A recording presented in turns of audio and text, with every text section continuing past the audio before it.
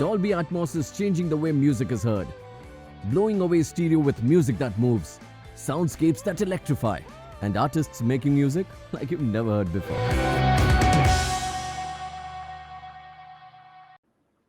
Welcome back to the Music Matters Academy, where we have a brilliant session lined up for you, featuring the guy who's been referred to as the visionary pioneer who pushed barriers to get hip hop and EDM into the mainstream. He is joined by the amazing genre-defying artist Sofi Tukker, whose records have achieved platinum or gold on every continent other than Antarctica. Up first, please welcome to the Music Matters Academy, Patrick Moxey. Hey, Patrick. Hello. Hi, Jasper. Patrick, where are you in the world today? Then let us know a little bit of your background and tell us what you tell your friends that you do for a living. So today I'm in a random hotel in Liverpool because I was at Creamfields Festival last night. And so at Creamfields, we had Solardo playing, we had MK playing, we had Hannah Wants, a lot of Ultra artists, great vibe, fully open thanks to some vaccine, and very exciting to be there here in the north of England. It's a hugely influential festival up here. I caught some great sets also by Camel Fat and other artists. Really had a great time. And, and then I go from here back to London, back to New York, where I get the chance to see Sofi Tukker at Governor's Ball. So I got an exciting couple of weeks coming up. And just to give you a bit of my background, I was going to the University of Chicago studying literature and history and DJing on the weekends to make some extra money. And started throwing warehouse parties, moved to New York. At the Chicago at the time, house music was becoming big. I fell under the spell of house music and started DJing at the Smart Bar, where a guy called Joe Smooth taught me how to mix. Came to New York, started working with Rush Productions, managing the Beastie Boys, Run DMC, Houdini, a lot of great hip hop acts, Stetsasonic, EPMD. I was the tour manager for Public Enemy. It was an amazing time in hip hop. Went on to start a label, Payday Records, where we signed Mos Def, Jay-Z, various artists to the label, J. Rue the Damager. Then started Ultra, which was my dance and electronic imprint, with the first records with Roger Sanchez and MK, and a lot of legendary, fantastic New York house music. And then worked at Virgin Records America, where I signed NERD, Pharrell's first group. No One Ever Really Dies. He was producing for me at the time for Beanie Man, the reggae artist I was working with. So it's been a great journey, fully focused on Ultra for the last 10, 15 years. Ultra, actually this year, it's the 25th year anniversary of Ultra. And so excited to have met, Sofi and Tukker, who are extraordinary artists. We're really happy to be working with them. And, very positive about where we are with music at this somewhat strange but interesting time. You mentioned Roger Sanchez. I remember promoting a show with him in Manila in probably around 1998. But that's definitely the next time we meet in a bar. Tell us more about the Ultra brand and the music company. I mean, in your title is Ultra Publishing and Records. And so more than a label, more than an event. Tell us about the brand. Yeah, well, I think if there's anything we can do is to try to help artists in their creative process. Each artist is running their own creative process, but if we can make suggestions, we have recording studios for Ultra in LA and in London and in Stockholm. We're just building one in New York. And it's been great that Sofi and Tukker were in LA and they were used the studio to do some recording. Many times somebody might want a certain voice or a singer if they're a dance artist, and we'll help put those people around them at the studio, at the Ultra studio. So being really on the ground level of the creative process as much as possible, maybe taking a great song from Sofi Tukker, making an intro to them to Gorgon City, and then they come up with an amazing record with House Arrest. It's very satisfying for us. It's satisfying for me. It's satisfying for Ultra that we can really help the artists create as a real creative hub. You mentioned collaborations, and this is a question we're going to talk to Sofi Tukker about later. But how important to you is this idea of collaboration? It's amazing. I mean, I'm also really struck by how when I started out, everyone was in their own tribe, and now we have a guy like Steve Aoki who's done record with Maluma, or records with he will work with a rock singer, he'll work with a hip hop artist, Little Uzi Vert. It's great to see, how people in different genres now can work together and touch each other. I mean, the Kanye West album dropped last night, and I noticed that there's our Ultra's reggae singer Shinsia, who we publish, is on the album.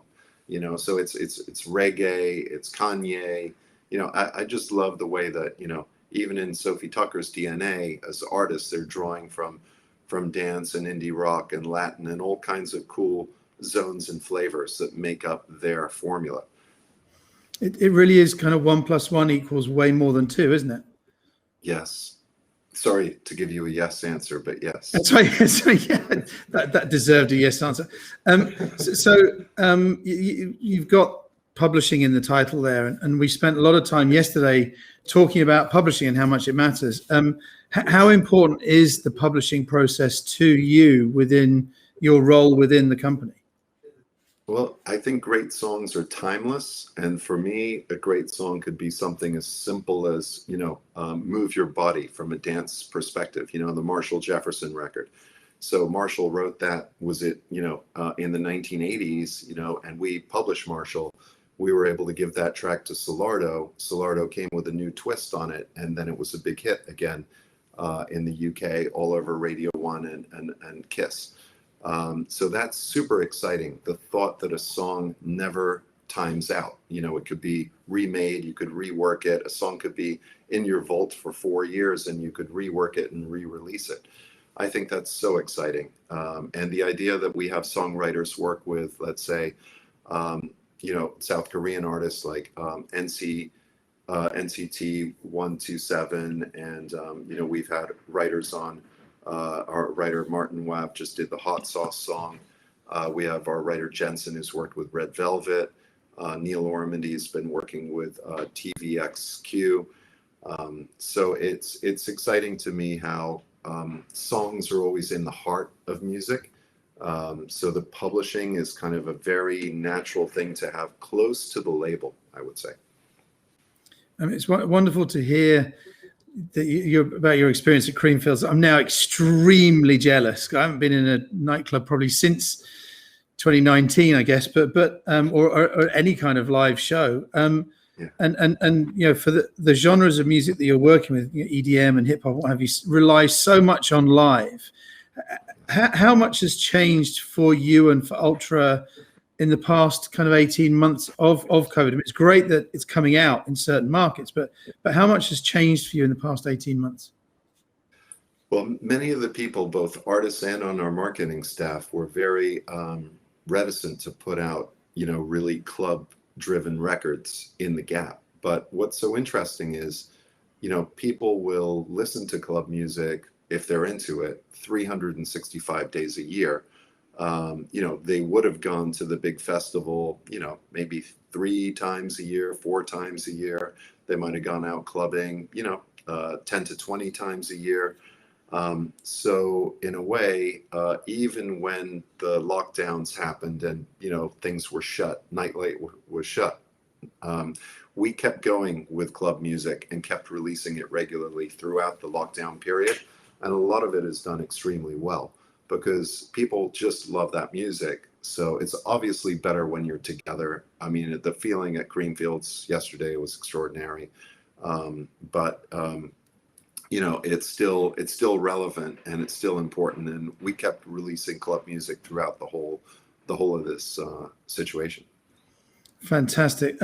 So we've got a lot of young artists and young management and execs joining us today for this session. And I like to put this, hey, I've just written a song, right? So surely that's all it takes, right? I write a good song and then the world's going to hear it. I mean, what advice can you give to new artists who are just starting their careers? Well, I think that's a great question. And to me, there's so many more possibilities than there were when I started. When I started Ultra, I remember taking the first Roger Sanchez test pressing down to the Winter Music Conference in Miami, and I had a box of white label vinyl under my arm. And somebody said, "Oh, that's the DJ from Paris." And I walked over and gave him a copy of the record. "That's the DJ from Chicago, give him a copy of the record. That's the DJ from London, he's got a radio show, give him a copy of the record." So that's what we used to do. I remember going out to watch Tony Humphries at Zanzibar in New Jersey and waiting there until 4 a.m. to where I could slide him a piece of vinyl over the wall of the DJ booth to get my test pressing heard, but to get the song heard. So it's, I think now there's so many other outlets you have, but ultimately you want to attach your song to a culture, you want it to be relevant, you want it to be different. You don't want to make the progressive house record number 100,001. You want to do something different. You want to stand out. Perhaps that's just by doing something that is not what everyone else is doing. That would probably be really good advice. But certainly, a lot of that comes from hanging out with a group of artists, having a point of view, believing in something in the lyrics. You've got to kind of attach to a culture, I would say, to springboard up.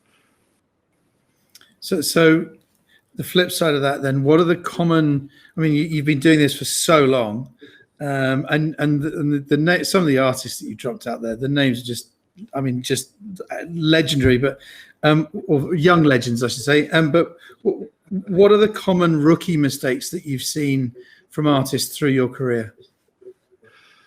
Well, a lot of times I see artists that are not balanced. So they might have like great music, but very little to add visually, or maybe perhaps great visuals, but not enough on the music side. So a lot of it, they just have to be aware that it's the complete package of entertainment or charisma that goes into something. I mean, even if it's a mysterious a vision of visuals, you need to project something that's charismatic. However you do it, you've got to be thinking of the audio and visual today married together in a unique way, exactly because of YouTube, exactly because of all these formats, and especially short bits of visual content, TikTok, Instagram. It's critical that music is attached to these kind of visual elements from day one. So that's still something where I can sometimes hear great music, but it's not being, let's say, put together or packaged or presented in the right way when it's actually great. So I think that's something artists should be very aware of. Well, Patrick, we're gonna come back to you in a minute, but right now we're going to talk to Sofi Tukker, and then we'll have all of us back together for a chat. But thank you from Liverpool, Patrick Moxey. Let's say hello to Sofi and Tukker, who together are Sofi Tukker. Sofi Tukker. Sofi and Tukker, where are you today in the world? We are at our house outside Miami today in the world.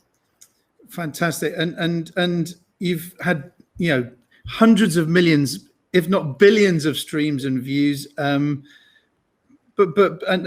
can you just for the people who might not know everything about you, tell us a little bit about Sofi Tukker. How did you come together? When did you start writing music, producing music? And same question I ask everyone: what do you tell your friends you do for a living? Our friends know what we do for a living. Okay, what do you tell the new friends? Well, at first, actually, right when we started, or right when we were aspiring artists, it was very awkward what to tell your friends, because I used to say, like, you know, producer, DJ. They're like, well, but what do you actually do? Yeah, they're like, so how do you pay rent? And I was like, That's Barely. yeah, that was always awkward. It's always awkward until people, you know, people in the world sort of accept what you do, or once there's like a critical mass of people who accept it, then like everyone else can jump on board and be like, oh, it's legitimate. Yeah, but it is hard at first. It's awkward for sure. That's absolutely fantastic. Now, what was your first big break? Our first big break. We didn't really answer your first question. I was gonna say it depends on. There's so many ways that you could say the first big break, but I would say Sofi Tukker is Sophie and Tukker. We always talk about it as a Venn diagram between the two of us. The overlapping piece is where Sofi Tukker is, and I think that is also growing and morphing as we grow and morph. Yeah, because we're actually really different people. And when we started, we were even more different people. And we met in college in our senior years at Brown University.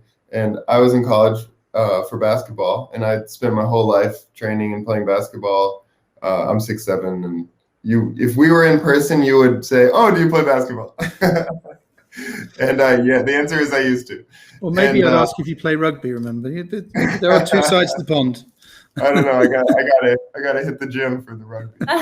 But yeah, we met. I got sick, had to stop playing basketball. Wanted to be productive. I was in bed for about 7 months, so I taught myself how to make music, watching YouTube tutorials, and just got into it, started DJing, and then met Sophie, who was a jazz bossa nova musician at Brown. So completely different world. Yeah, I was making music predominantly in Portuguese at the time. I lived in Brazil, and I'm really, really obsessed with Portuguese. I just love the language, and I love how it sounds in music. And I was, making music in Portuguese, and Tucker came to that show because he was DJing the same night, and he was like, "It's really good, but it's really boring. It's really slow. Like, could you speed it up a little bit?" And he put It was unbelievably slow. Yeah. The slowest music I've ever heard to this day. Like bossa nova, but slower. Might have to ask you to sing some in a second. But anyway, that is true. And then I said to myself, this would be really cool if it was dance music, So he put on like a drum beat, just the intro to a song, and was like, "Can you just, keep up with the drum beat?" And then sped it up and sped it up and sped it up. And soon enough, we were doing like a live remix of this song, and it just sounded really good. It was really fun. And the following morning, Tucker said, I think he like hit me up on Facebook or something. Yeah. He was like, can we make a remix of that song? Like, do you have a recording? And I was like, yeah, I have this thing, but it was really just me recording a song like into a microphone sitting in a boot. There was no, like, it was definitely not to a track. It was impossible to make a remix out of. And so we went. She means a boot, like a shoe. Oh yeah. Not like the trunk of a car. Oh yeah. For you, Brits. and Sofi Tukker was born, and as I mentioned, you've had hundreds of millions of streams and views and what have you, if not billions.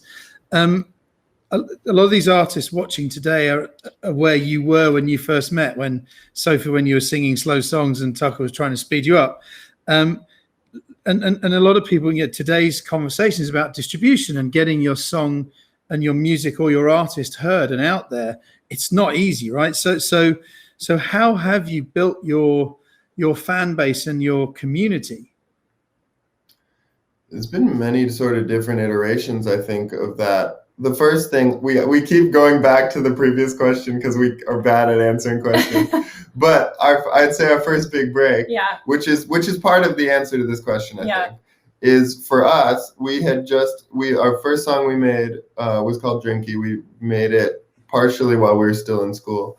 And we released it, and a few months after, we released it. We just put it on SoundCloud. This was before we had met Patrick, before we had met our managers. I mean, this was like early days. and it was just on SoundCloud. And we got an email a couple months after we put it up from Apple saying we want to put it in a commercial. And we're like, Apple? We thought a friend was punking us. We didn't think it was true. Then we found out it was real, and that was our first big break. That was what helped us be able to pay rent immediately. It was kind of like lightning striking.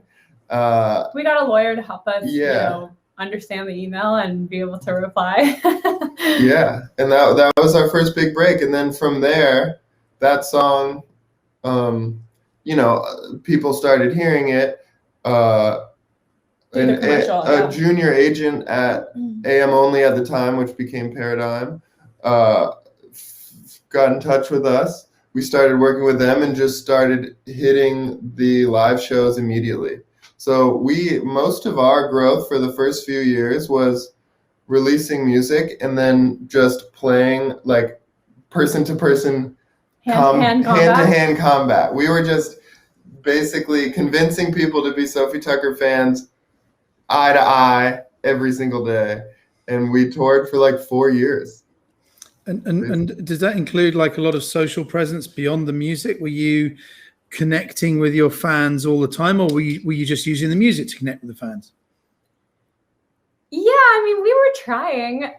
Social media is difficult, I would say, especially at the beginning. I remember our first Instagram post and I was like deeply uncomfortable with it. I was just like really new to the whole experience, and I think it took us a lot of time, or not a lot of time, I mean, it's all relative, but I think at least a couple of years to kind of get comfortable, like speaking to the camera, showing our personality through a screen. I think for us, the first show we ever did sucked, and we were so intense about like remembering everything that like we had no fun, and it was probably not a very good experience for the people in the crowd either.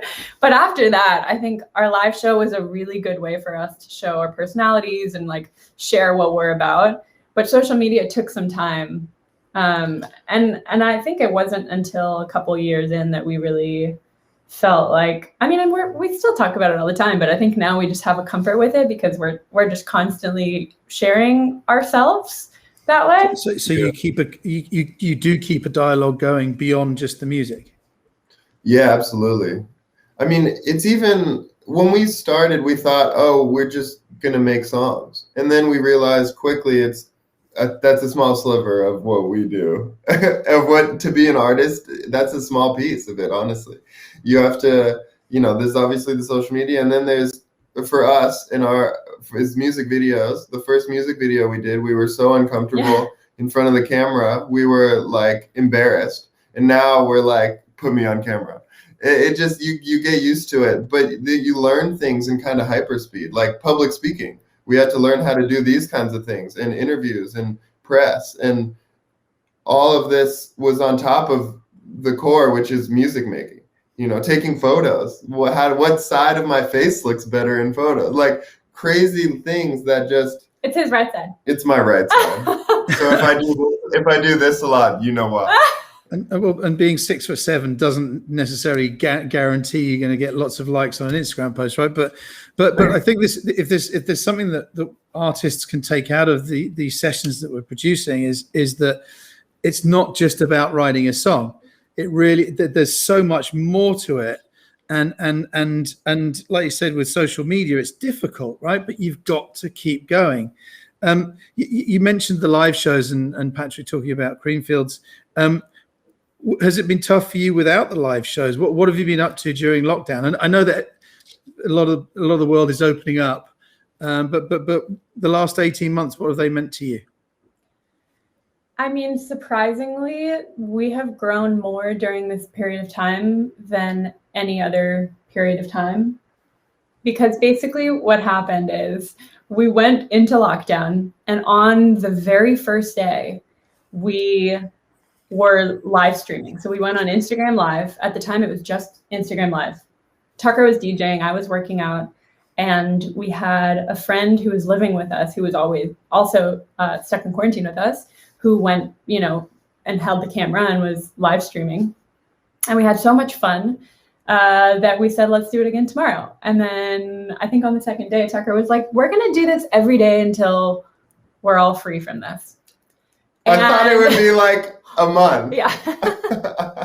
Turns out we're on day 530 something. And you're still going? 36 yeah, so we something. basically like on day, it was like 200 or 300 days when we stopped doing it every single day. We started taking like 2 days off a week, and then eventually it was 4 days off a week. And then, in the past month or 2 months, we've started actually leaving the house and traveling. So now we just do it when we come home. But the count is still going because the community that built around the live stream is just so beautiful and so strong. So we have the count, it is 530 something days since the start of the Freak Fam, which is what the community calls themselves. Fantastic. We touched on collaboration with Patrick. How important to Sofi Tukker is collaborating with other artists? Like Patrick said, it used to be that you play in your own playground and you don't let anyone go. But now it's about working with other artists, right? How important is it to Sofi Tukker? It's a huge part of our world. I think something we've always been since the very beginning, especially because our first 2 songs we ever released were solely in Brazilian Portuguese. So we've always been a real global band, and we sort of identify as a global band. We got, we had much more success in a lot of other countries before the United States, where we're from and where we live most of the time. So that's collaborating with other artists and even musicians or instruments from other cultures and other parts of the world has always been such a integral part of what we do. And just a couple we've done things with Pablo Vittar from Brazil, Mahmoud Orhan from Turkey, Bomba Stereo from Colombia. The list literally goes on. Amadou and Miriam from Mali. The list, it's like a really long list. Sorry, keep going. No, I was just gonna say we get so much joy from it, and it's an honor to work with these incredible artists all around the world, and all the artists we've worked with, we're friends with, and we admire and love their music. And it is a really sort of personal, organic, exciting thing for us. It's not just a strategy to, get into other markets, which I do think is a good strategy a lot of times for artists. If you're, thinking about how do I tap into other fan bases? How do I tap into other markets? I think that is a good strategy a lot of times, and it can be mutually beneficial to the other artists to be introduced to Sofi Tukker fans. So it sort of works symbiotically for everyone. But in the case of most of ours, we are just in love with these artists and honored to do music with them, and we just love what we're making, so we do it. That's absolutely fantastic. And so I'm going to ask the last question for you before we bring Patrick back for a chat. Same question we were asking a lot of people. Let's say I've written a song. How do I get noticed? What advice can you give me to get noticed? I pointed to Sophie because this is a hard question It's a really hard question. I think the absolute truth of this question is it's still a question we ask ourselves. And I think every time we put out a song, we have no idea. Like sometimes we put out a song, we're like, this is the one that's going to connect. And then we put it out and it doesn't. And then sometimes we put out a song and we're like, oh, this might be, like an album cut or something. And then all of a sudden it really connects. And the answer to that is largely outside of our control. But in terms of what we can control, which is I think what the question is, one thing for like an unknown artist. Yeah. For someone starting out. Yeah, I think utilizing a lot of these like audio visual platforms is huge. Like obviously TikTok is one of them, but so is Twitch. And so is YouTube, and so is Instagram, and I'm sure there are other platforms that I don't even know of that are basically ways to just connect with the human behind the song.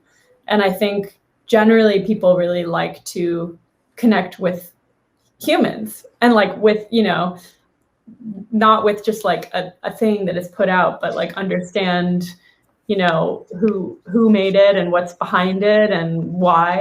And, you know, I think as like authenticity is kind of like a hard word to define, but I think, you know, when you know, like you can feel authenticity, and I think everyone really can. And I think as much as possible to be putting out, you know, your authentic self in whatever medium works for you is the way. I think that piggybacks what Patrick said pretty well, which is something that I agree with, I think, the most to answer this question, which is make something different, make something not just different to be different, but make something like Sophie's saying that's authentically you. But don't try to go say, okay, everyone's listening to Tech House right now, I'm going to go make a song that sounds just like that one. Because then, you know, you're one of a bunch. And then you're competing against the people who are best in the world at doing that thing. Like if we started out and said, we're going to try to make a pop song, you know, we're going against Katy Perry for your ears. That's not, we also don't want to do that, but that's a dumb idea. That's a bad plan. Like she's better at that than us. Yeah, I would say our business model has been like put out weird songs that we really like that don't necessarily have a market already, and just keep putting them out and hope that one of them sticks such that a market for it is created. And so basically we're not trying to fit into some already existing thing so much as put something out that then creates something. Yeah. I love what you said there with the sorry, I interrupted you there because he said yeah. No, I just said yeah. Create your own lane. What she said. Create your own lane. But I love what you said there with that every song you're starting again, because again, a lot of artists that we've spoken to, they get very stressed that the song that they think is the one isn't. I mean, there's millions of songs out there, right? So I love this message of every song is starting again, start again. Sometimes they go boom, sometimes they don't, and I think that's a really important message as well. I can talk to you guys forever, but unfortunately, we don't have forever to chat, which is probably a lyric you can use, and I'll claim publishing rights. So we're gonna bring Patrick back so we can all have a chat together. And by the way, as ever, I'm writing lots and lots of notes. When you see me looking down, I'm taking notes so we can summarize this together. Patrick, thank you so much for coming back, but also thank you so much for introducing us and bringing Sofi Tukker to the Music Managers Academy. I mean, such a wonderful conversation with them. But question for you all, and Patrick, I'll ask you first because we haven't heard from you for a bit. How do you guys all work together? How's it? You know, how are you related? I would almost love to tell very briefly how I met Sofi and Tukker, and I heard Drinky, and I was blown away because it didn't fit in a box, right? This is a piece of music that was different. It was international, multicultural, super interesting. I said, who is behind this? Scratch a bit deeper. I come up with a manager friend from the old days, Neil Harris, who's an absolute wizard. And then he brought Sofi and Tukker to meet me in my office. And, you know, it's not just their sense of style and, you know, their whole ethos, but when we listened to music, which was mainly in the time in Spanish and Portuguese, I thought this is just brilliant because the English songs will come from here, but this uniqueness and this difference is something super special. So at that point, I was 100% all in to work with them from that first meeting. Because they're a really, really special group. Fantastic. Well, so it's brilliant that you've all come together. Sofi and Tukker, I'm going to come back to you here because we haven't heard from you for at least 3 minutes. What's the best bit about being Sofi Tukker, and what do you enjoy doing the most? And then Patrick, I'm going to ask you the same question after, but Sofi and Tukker first. Well, quickly, I'll let Sophie answer first, but I just want to say thanks, Patrick. Patrick was someone who believed in us really early on when you know, we were just excited to go meet the famous Patrick Moxey. And he understood the vision and let us be ourselves and let us be weird, and you know, helped us magnify that to the world. And we're so grateful and appreciative, and have always felt so loved and supported by Patrick. And so I just want to say thanks, Patrick. Thank you. Thank you. Yes. Should I answer You the can question? answer or the you want Yes, to- please. Okay. Favorite part about being in Sofi Tukker? What do you enjoy doing the most? Ooh, actually, I honestly think that part of what I enjoy is how many different activities we get to do, because obviously, you know, I got into this in the first place because I like making music, but now I've discovered that I really like making music videos, and I really like live streaming, and I really like performing live, and I really like I like the business meetings. I mean, I really genuinely like it all. And so I think we're really lucky in the fact that this job, you know, it is hard to call it a job, but that it's so challenging in every like aspect of myself. And I really like being challenged in that way. Nice question. Nice answer. Patrick, same for you. What's the best? I mean, you've just been to Creamfields in Liverpool. It's the first big show for 2 years, I guess. But what's the best thing about your job? What do you enjoy doing the most? It's probably being with Sofi Tukker on where they're doing some random MTV show. And Oh, great answer. They asked Sophie what's her favorite TV show, and she says The Crown. And I was like, I love that answer. I just thought that was the coolest. I mean, yeah. So it's just, you know, they're just great, being able to work with great, intelligent artists, doing different things, breaking down different barriers. And Sofi Tukker are a fantastic example of this. Just the mix in their DNA, the way they've worked with our art department with Eddie and our creative team, you know, getting the most out of them to just support their message, to magnify, as you say. That's really been our role, to take their art and just try to add on and support all over the world. We've had the Sofi Tukker doing TV shows in Italy and Russia, and different territories in the UK. And, you know, it's just great to watch from where they were to where they are now and where they're going with this new album, which is phenomenal from what bits I've heard. So it's all very exciting. Sophie, in the new album, will you have Tucker performing any kind of a ballad? Great question. Actually, I do sing a lot in the new album. Yeah, this new album. Are you doing slow? Is it slow? It's not slow. It's not slow. But I sing way more than I have in the past. A lot more sort of duet feel like songs with both our vocals. I mean, I guess Purple Hat was a lot of me too, but there's definitely a lot more of that. The gauntlet is thrown down, Sophie. I challenge you in 2022 to have Tucker perform a slow ballad. Like a bossa nova song? He actually does do a mean House of the Rising Sun. Oh, there you go. The fans are asking for it. Patrick, back to you, Patrick. What's, you know, the music industry has gone through fundamental change over the last 18 months. I mean, fundamental change the last decade, but you know, things like the metaverse and NFTs, so many, you know, technology changing music again, as it has done for centuries. But for you, Patrick, what's the most exciting thing for you in the music industry today? Well, I think there's a huge challenge, I guess, as things change, and, you know, Instagram and short bits of content are much more important now than they were before.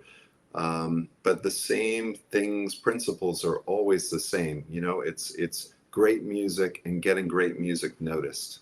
I think those things are still right there. So back in the old days, we used to fight to get our CDs up at the front of the store. Now we battle to get our music onto the front of the playlists. You know, so a lot of it changes and a lot of it stays the same. But great art obviously makes everything go easier, and great music has to be at the front of everything. Fantastic. Well, we're unfortunately we're almost out of time, so I'm going to go back to Sophie and Tucker in Miami. Question I love asking artists: you have just bumped into your 16-year-old selves, which I know that wasn't that long ago, but you've just bumped into your 16-year-old selves. What advice would you give yourself if you could bump into yourself again? It's such an interesting one. For me, it's interesting. I was such a different person. I was training to play. I was, working out, lifting weights, and playing basketball every day. I guess I would say be open to. I guess I was, but I would say, be open to the fact that basketball might not be your whole life.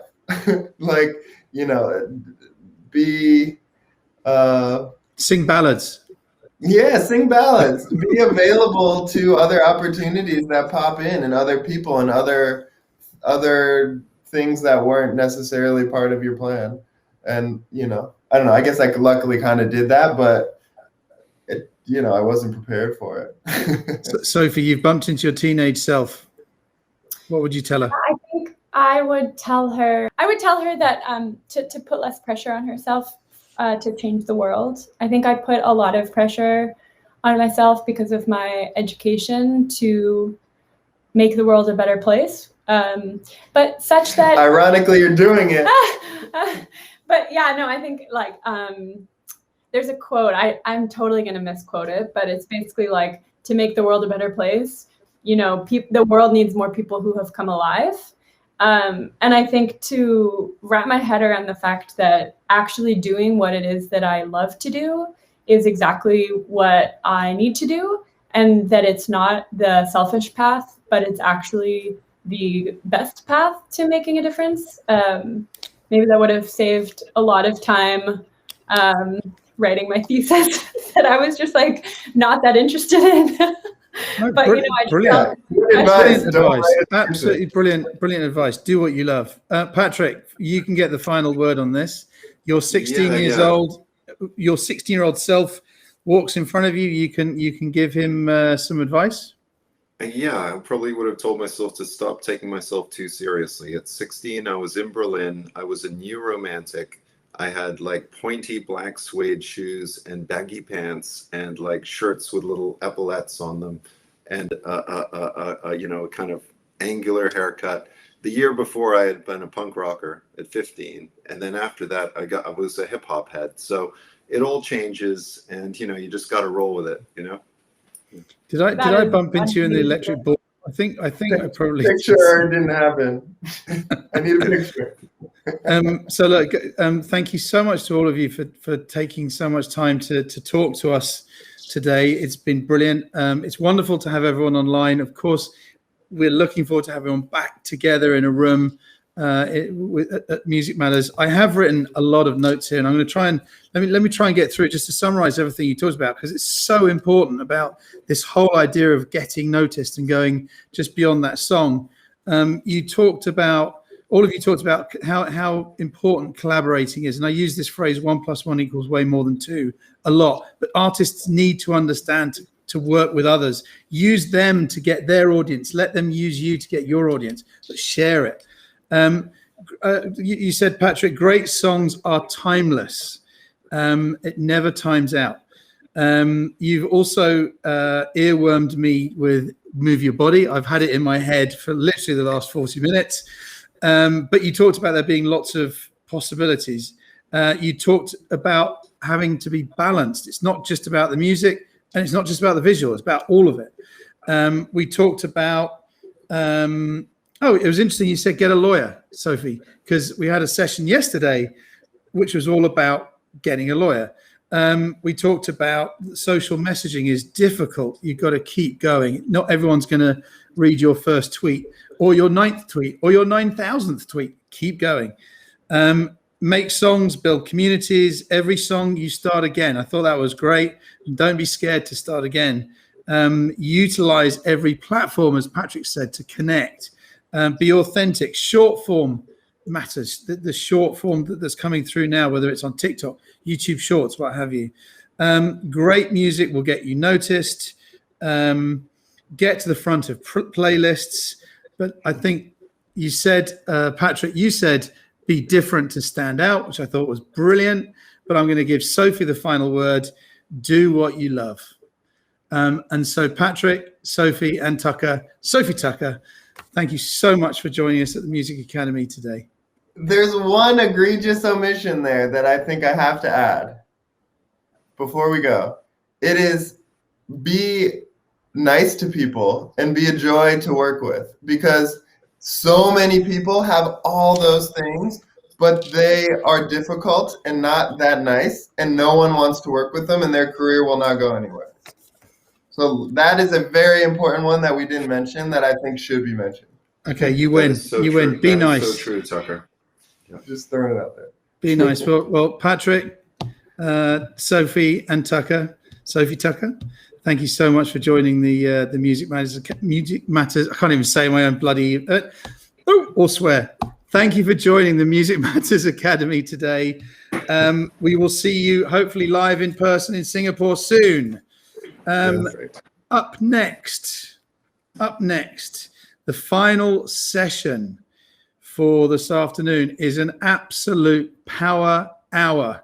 We have Dennis from Believe, the CEO of Believe, with Paul Smith from Spotify and Ulla Oberman, who is TikTok's global head of music, all talking about getting noticed, as we just talked about with Patrick and Sofi Tukker. So be back here for that. But once again, thank you so much to Patrick, to Sophie, and to Tukker for joining us at the Music Matters Academy.